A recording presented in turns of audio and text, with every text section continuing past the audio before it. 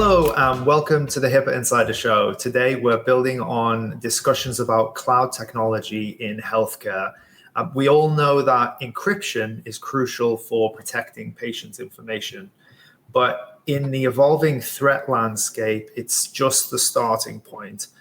The cloud offers a wealth of advanced security services and features that many healthcare organizations aren't fully leveraging. These features are critical for not just meeting HIPAA requirements, but truly securing PHI, protected health information. Joining me as always to shed light on these powerful tools is Gil Vidals, the expert and CTO from HIPAA Vault. Hey, Gil. Hey, yeah, I'm looking forward to today's episode. Yeah, some of the topics we're going to cover today, I feel, are very important, and encryption is fundamental, as you were saying, but it protects data at rest and in transit, but there are other security measures that we need to think about for a sophisticated attack that might bypass the encryption by gaining access to the environment where the data is decrypted. So we could think about it like a locked door. Encryption is the lock, but you also need alarm, surveillance, and other security measures in case somebody sneaks in through a different area. They bypass the lock, they go through the window or into the basement or something else. So this will be a great conversation. Looking forward to it.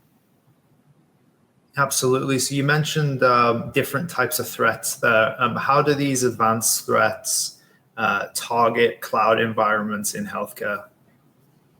Well, cloud environments are very robust and they can be very complicated. So an engineer in charge of a cloud environment might misconfigure their security settings. They may just leave the default settings, which may be weaker than what they should be. Sometimes there's just unmonitored activity where would normally sound an alarm of some kind, but there's no monitoring, so they don't notice certain things happening, certain events. Keep in mind that attackers are constantly looking for those kinds of vulnerabilities and exploiting identity and access management weaknesses or leveraging compromised credentials. Okay. So what are some of these advanced security features that can mitigate against these threats that go beyond just the encryption at rest and in transit?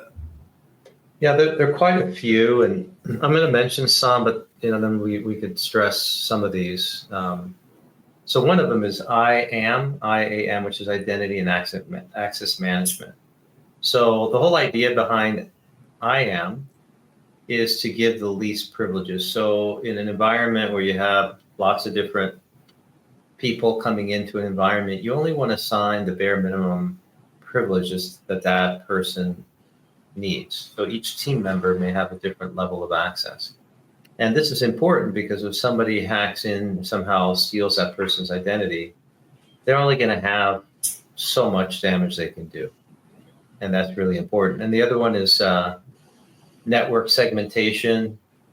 In security world, that just means isolate the areas of your network that don't need to talk to each other. So let's say you have a sales department and you have a IT department and you have an automation department or whatever. You want to keep all those systems segregated from each other unless they need to communicate, or even if they do need to communicate, you just want to create a specific channel for that.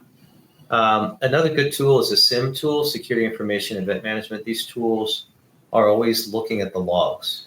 Think about it like a person just staring at the logs, like what a boring job, right? But somebody has to do it. So you have this tool that just sits there and looks at logs all day long, and if it notices anything anomalous, it can react. It can send a notification, it can block that activity, and they continuously monitor the environment. And another tool is data loss prevention, where you're monitoring for sensitive data that might be leaving your environment, like a social security number, a credit card number, things of that nature that normally you want to be paying attention to is leaving, exiting your environment. Then you want to know about that. Security automation orchestration. This takes security to the next level by automating responses to detected threats.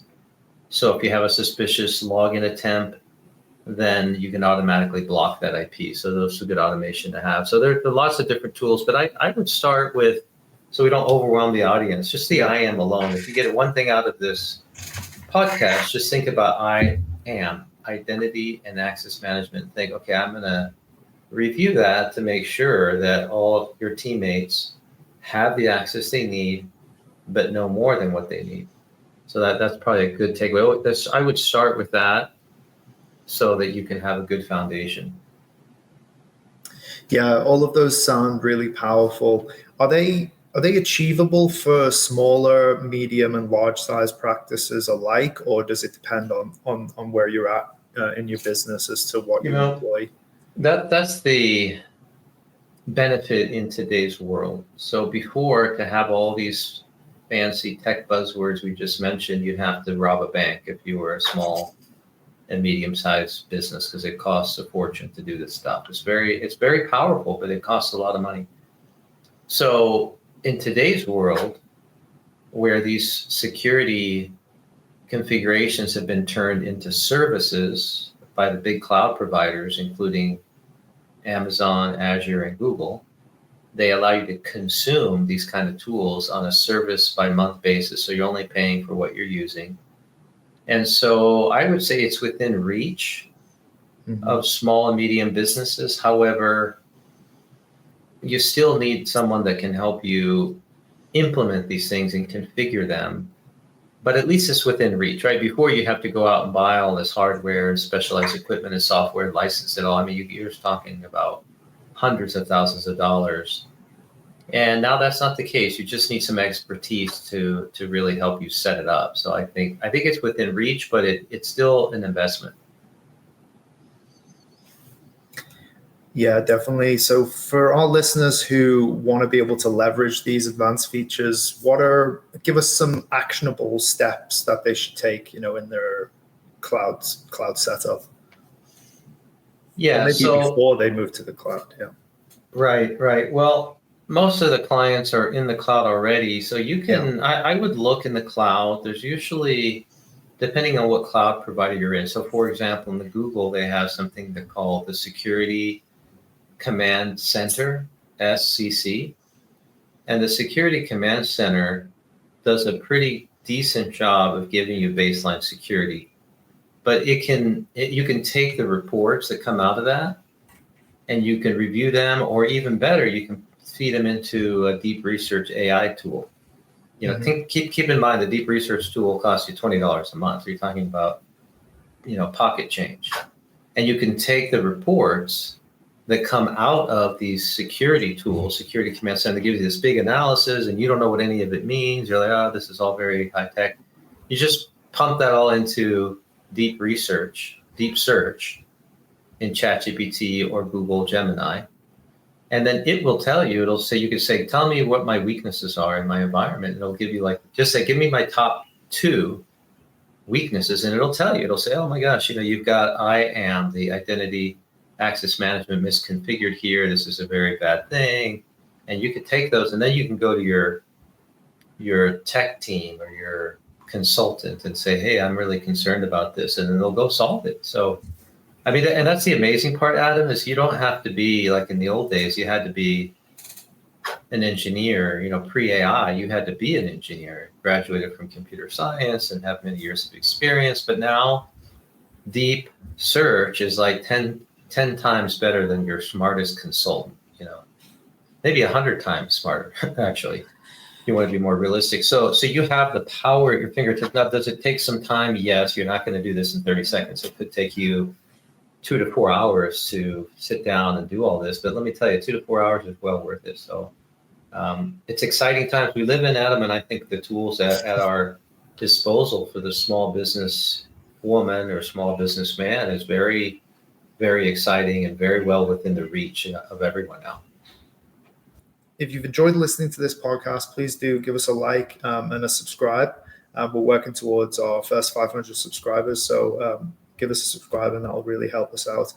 Gil, I'd like to thank you for guiding us through these advanced cloud security features today. It's really clear that while encryption is essential, protecting PHI in the cloud requires a multi-layered approach, leveraging sophisticated tools to do so. So, Gil, thank you for thank you for helping us walk us through that today. Yeah, thanks for having me. Excellent. So that's it, folks, for today. Until next time, stay compliant and stay secure. And thank you for listening to the HIPAA Insider Show.